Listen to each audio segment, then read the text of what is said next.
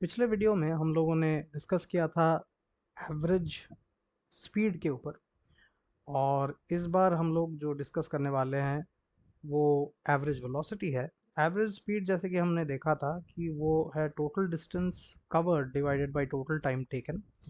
और वेलोसिटी क्योंकि एक वेक्टर क्वांटिटी है जो कि डिस्प्लेसमेंट से डील करता है, तो यहाँ पर हम लोग नेट डिस्प्लेसमेंट देखेंगे। Net displacement by total time taken, वो एवरेज वेलोसिटी का फॉर्मूला हो रहा है। और हम लोगों ने कैलकुलेट भी किया था कुछ एग्जाम्पल से पहले वाले वीडियो से, कि डिस्प्लेसमेंट हम लोग कैसे कैलकुलेट कर सकते हैं। कि अगर शॉर्टेस्ट डिस्टेंस हम लोग कैलकुलेट करने जाए तो वो एक स्ट्रेट लाइन ही होगा from the initial to the final point.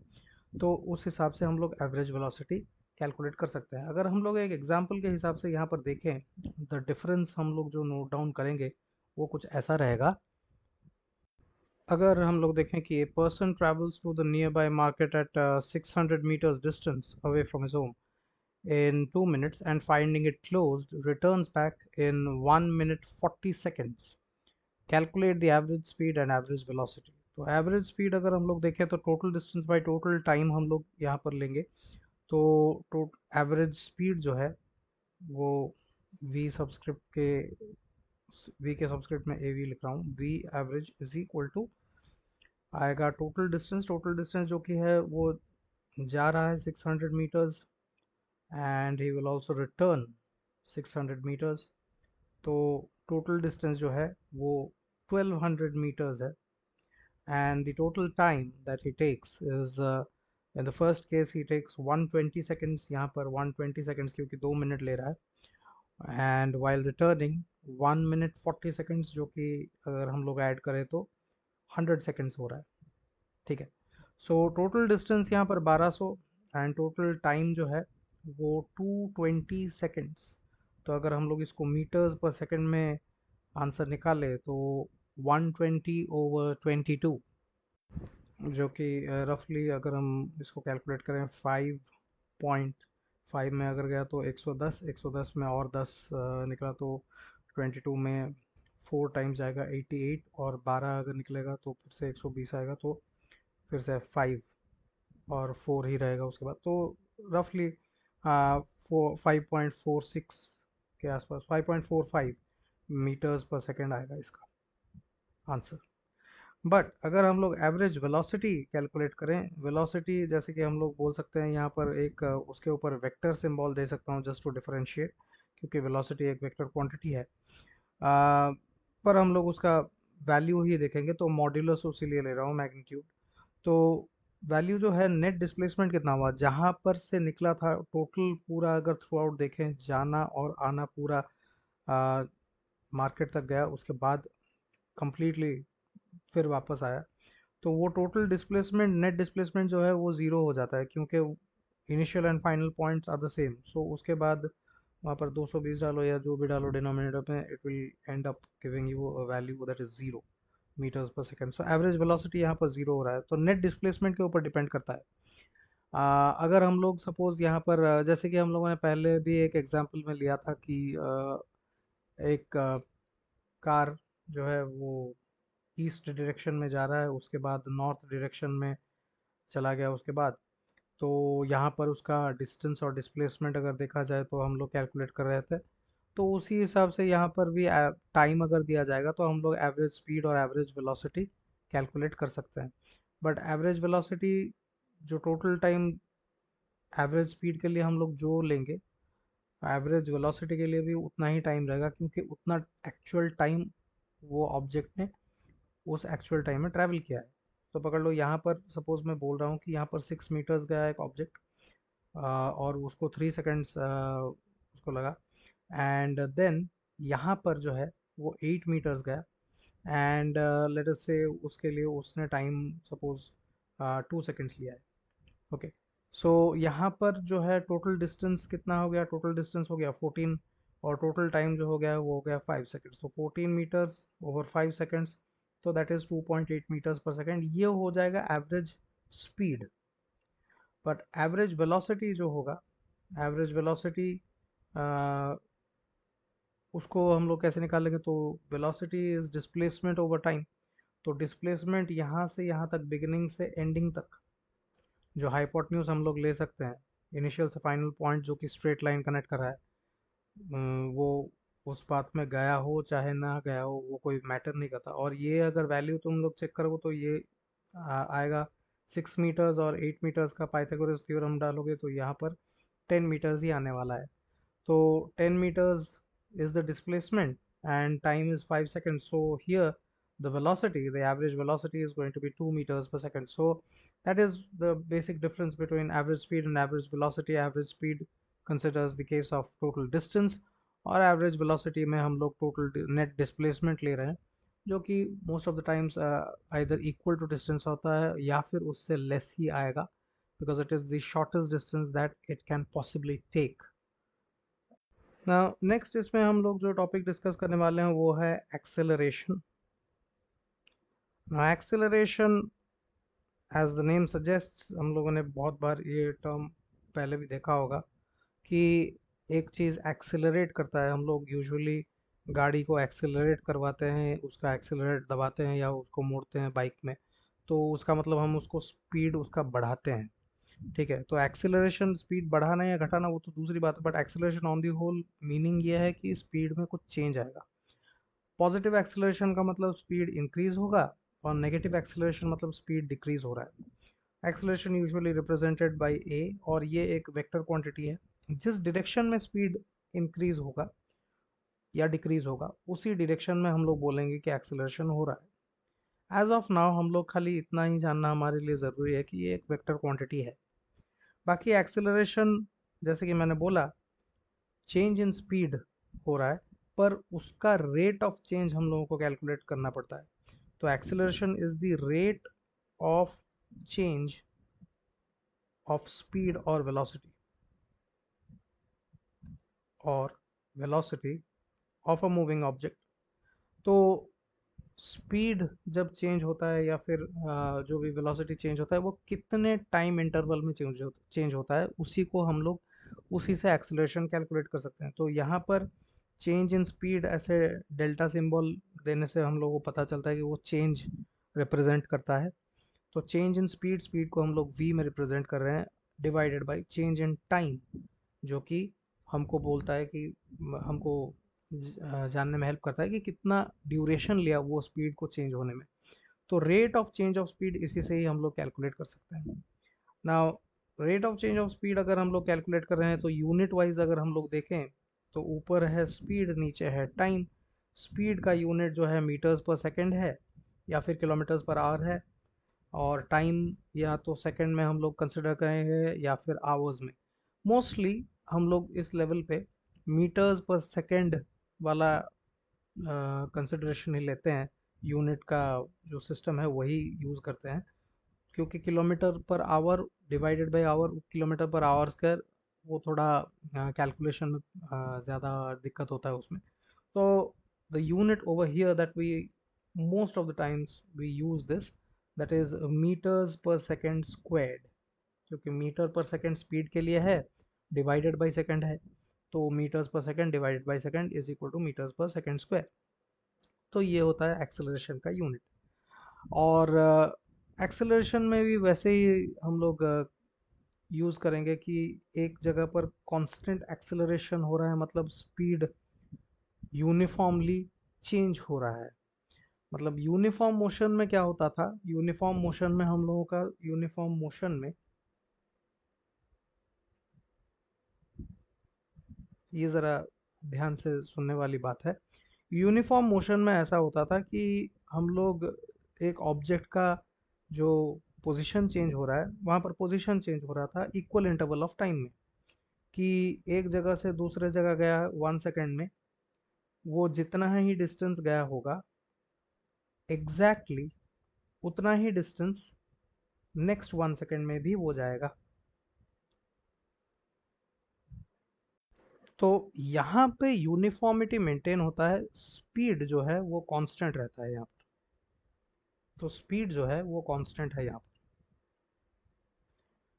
उसके बाद अगर हम लोग एक और चीज़ देखें कि एक ऑब्जेक्ट जो है अपना स्पीड रेगुलरली चेंज कर रहा है, पर स्पीड का भी जो चेंज है वो यूनिफॉर्मिटी उसमें मेंटेन कर रहा है। सपोज यहाँ पर पहले पॉइंट में, यहाँ पर अगर मैं देखूं तो यहाँ पर स्पीड था 5 मीटर्स पर सेकेंड, और 1 सेकेंड के बाद, टाइम इंटरवल के बाद, उसका स्पीड हो गया है 10 मीटर्स पर सेकेंड। इसका मतलब इंक्रीज हुआ 5 मीटर्स पर सेकेंड। ठीक है। उसके बाद फिर से और 1 सेकेंड के बाद उसका स्पीड जो है वो अभी 15 मीटर्स पर सेकेंड हो गया, मतलब फिर से 5 मीटर्स पर सेकेंड इंक्रीज हुआ है।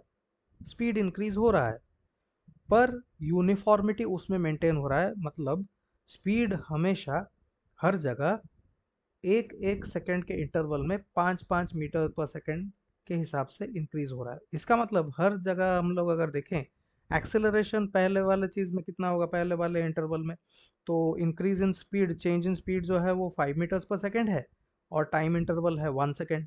दूसरे में भी वही है, 5 metres per second speed increase हुआ है और टाइम लिया है 1 सेकेंड। तीसरे में भी वही हुआ है।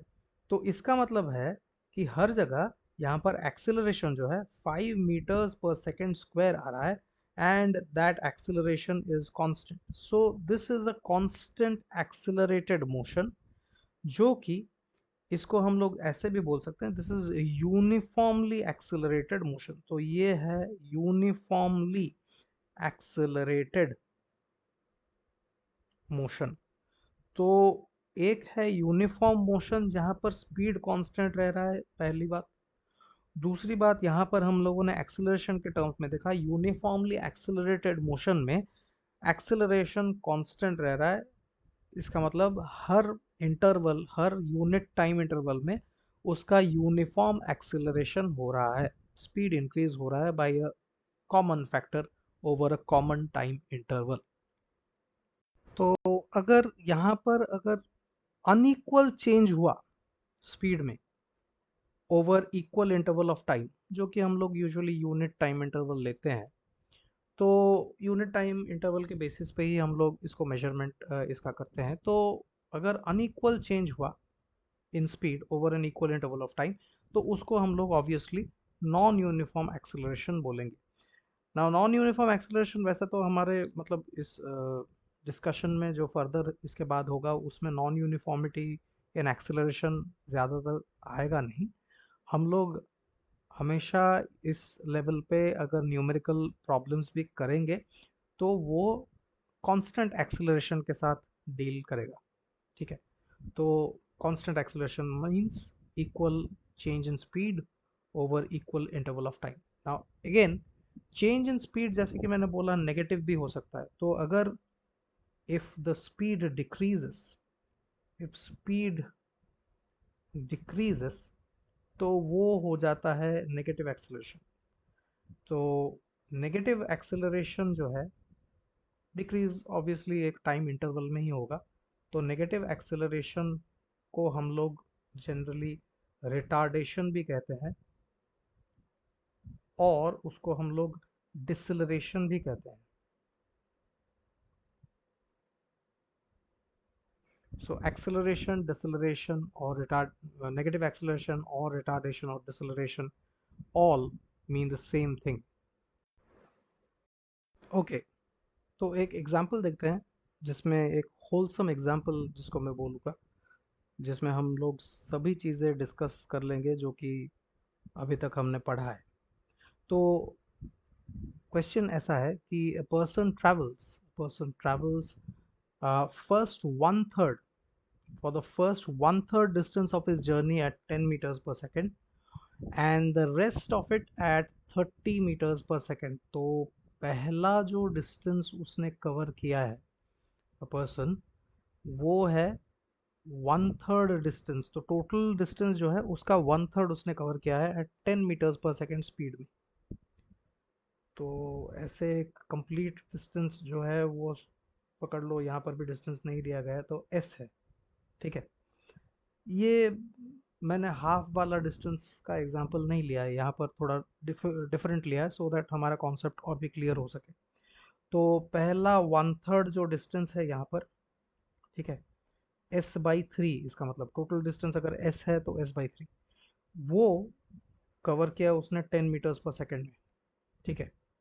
एंड उसके बाद बाकी का एंड रेस्ट ऑफ इट, तो रेस्ट ऑफ इट मतलब ऑब्वियसली बाकी रह गया 2/3, तो 2/3 मतलब 2/3 ऑफ एस जो डिस्टेंस है उसमें उसका स्पीड है 30 मीटर्स पर सेकेंड। ठीक है, अभी इससे हमको एवरेज स्पीड जो है वो निकालना है। तो एवरेज स्पीड में हम लोग ऑब्वियसली यूज़ करेंगे total distance by total time. तो टोटल डिस्टेंस तो हमारे पास है। टोटल टाइम की बात करें तो यहाँ पर T1 जो है पहला टाइम है। T1 टाइम कैसे मिलेगा हमको? T1 टाइम जैसे कि हमने देखा था S/3 है distance, distance divided by speed, जो कि यहाँ पर स्पीड है 10, तो डिवाइड हो रहा है मतलब 10 हम लोग नीचे रखेंगे यहाँ पर। तो S/3 इंटू 10 S/30 होता है। तो वो अभी टाइम है एस के हिसाब से, एस जो कि डिस्टेंस है उसके हिसाब से हम लोगों ने टाइम को यहाँ पर रिप्रेजेंट किया है। दूसरा टाइम जो है T2, वो आएगा 2S/3 जो डिस्टेंस है और डिवाइडेड बाई 30 जो कि स्पीड है, डिस्टेंस बाई स्पीड हमको टाइम देगा। तो T2 हमको यहाँ पर मिला 2S/3 टाइम्स ऑफ 30। तो ये टोटल टाइम जो है वो आ जाएगा इन दोनों का एडिशन। तो हम लोग देखेंगे एवरेज स्पीड जो हम लोग निकालेंगे, पहला वाला जो चीज़ दिया गया है निकालने के लिए, तो टोटल डिस्टेंस है एस, नीचे हम लोग दोनों टाइम को ऐड करेंगे T1 प्लस T2। T1 में S divided by 3 into 10, T2 में 2S डिवाइडेड बाई 3 इंटू 30। अभी हम लोग इसको थोड़ा इजीली अगर लिखेंगे तो S तो पहले सबसे आगे मैं S को ही निकाल दूंगा, तो S यहाँ पर कट जाएगा। बाकी यहाँ पर क्या रहा? यहाँ पर रह गया 1/30 रह जाएगा और यहाँ पर रहेगा 2/90। तो मैं इसको क्या करूँगा कि मैं 2/3 ऊपर रख के यहाँ पर एलसीएम 30 ले जाऊँगा, मुझे थोड़ा इजी लग रहा है। बाकी कोई और मेथड भी अगर यूज़ कर सकते हो तो कर सकते हो। 30 यहाँ पर एलसीएम गया है नीचे, तो वो 30 यहाँ पर ऊपर आ जाएगा क्योंकि डिनोमिनेटर के का एलसीएम है 30, तो वो ऊपर आ जाएगा। और बाकी यहाँ पर रह गया 1 + 2/3। तो 1 + 2/3 तो ऑब्वियसली ऐड करेंगे तो 5/3 ही आएगा। तो यहाँ पर 30 रह गया और वो 5/3 का 3 ऊपर चला जाएगा, नीचे 5 रह जाएगा, तो 5 और ये यहाँ पर 6 कैंसिल हो गया। तो ये 18 मीटर्स पर सेकेंड आया, जो कि अगेन हम लोगों को चेक करना थोड़ा ठीक रहेगा कि 10 जो है वैल्यू 10 और 30 के बीच में आया है, तो ऑब्वियसली ये वैलिड लग रहा है एवरेज स्पीड।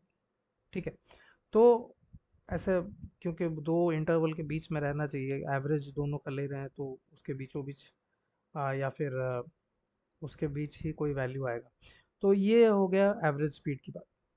उसके बाद आया नेक्स्ट जो बिट है, 10 से 30 सेकेंड 30 मीटर्स पर सेकेंड जो स्पीड चेंज हुआ है वो 2 सेकेंड में हुआ है। तो एक्सेलरेशन इजीली मिल जाएगा। एक्सेलरेशन जो है, acceleration is equal to change in speed. Change in speed यहाँ पर फाइनल माइनस इनिशियल, 30 - 10 वो हो गया चेंज इन स्पीड। और उसके लिए टाइम कितना लिया ना, 2 सेकेंड।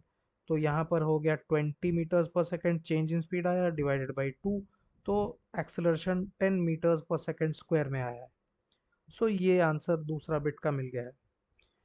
तीसरा बिट थोड़ा यहाँ पर दिया गया है कि कैलकुलेट द एक्सेलरेशन, फिर से एक्सेलरेशन पूछा गया है। If it takes him 3 seconds, अगर 3 सेकेंड लिया है to come to rest, from the maximum speed. अभी दो ही स्पीड दिए गए हैं 10 और 30, तो 30 मैक्सिमम स्पीड है, 30 से रेस्ट में आएगा मतलब स्पीड हो जाएगा वहां पे 0। तो चेंज इन स्पीड यहाँ पर फाइनल माइनस इनिशियल अगर देखा जाए तो फाइनल स्पीड जो है वो 0 है एंड इनिशियल स्पीड, तो एक्सेलरेशन है चेंज इन स्पीड, तो फाइनल माइनस इनिशियल स्पीड जो है मैक्सिमम स्पीड जो कि 30 है, डिवाइडेड बाय टाइम टेकन उसके लिए 3 सेकेंड्स है। टाइम तो ऑब्वियसली हम लोग नेगेटिव नहीं ले सकते, टाइम तो फॉरवर्ड डायरेक्शन में ही मूव करता है, तो फॉरवर्ड मतलब वैल्यू इंक्रीज ही करता है। तो 3 सेकेंड्स टाइम इंटरवल हो। तो यहाँ पर चेंज इन स्पीड जो आ गया है वो नेगेटिव आ गया है, तो हम लोगों को पता चल रहा है कि यहाँ पर एक्सेलरेशन भी नेगेटिव आएगा। तो यहाँ पर -10 मीटर्स पर सेकेंड स्क्वायर हो गया एक्सेलरेशन, जो कि एक्चुअली यहाँ पर डिसलेरेशन हम लोग बोल सकते हैं is 10 metres per second square. तो वो नेगेटिव एक्सेलरेशन को ही मीन करेगा।